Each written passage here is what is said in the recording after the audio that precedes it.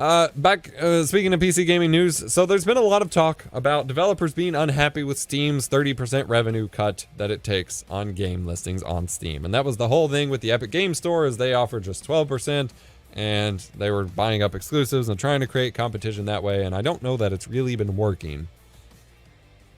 But the Microsoft Game Store is now making the same move, cutting the 30% fee it usually takes down to 12% to compete with Steam.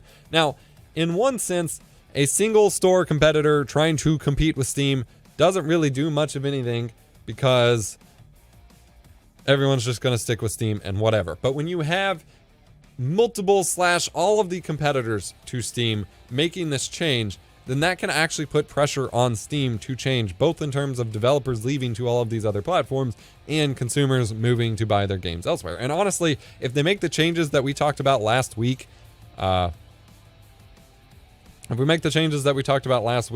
to the Windows Store to improve it a little bit, to support unpackaged Windows Win32 apps and all of that, I could see myself buying more games on the Windows Store, because my downloads from it have been fast. I've had a good time getting games from it overall.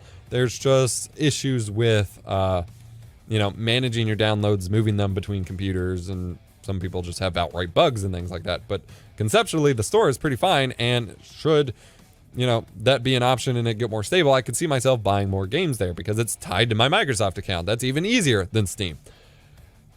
But at the same time, they have to clean up quite a bit for it. But it is pretty interesting to see that everyone is trying to move to the 12% model. I don't know that Steam is going to change still. They have said that they have no reason to really change and that they don't want to and whatever. And realistically, 30% is the same cut that the console platforms take. However, the console platforms don't give you anywhere near as much development hardware or access or whatever, and expect you to spend tens of thousands of dollars on development kits, whereas Steam provides a lot of that to developers. And so they definitely carry some of that value in where console platforms don't necessarily. So I think we will see some change should the other stores switch to this, because like I said, if you have all of Steam's competitors doing the same thing, that's way different than just Epic Game Store itself doing something weird on its own.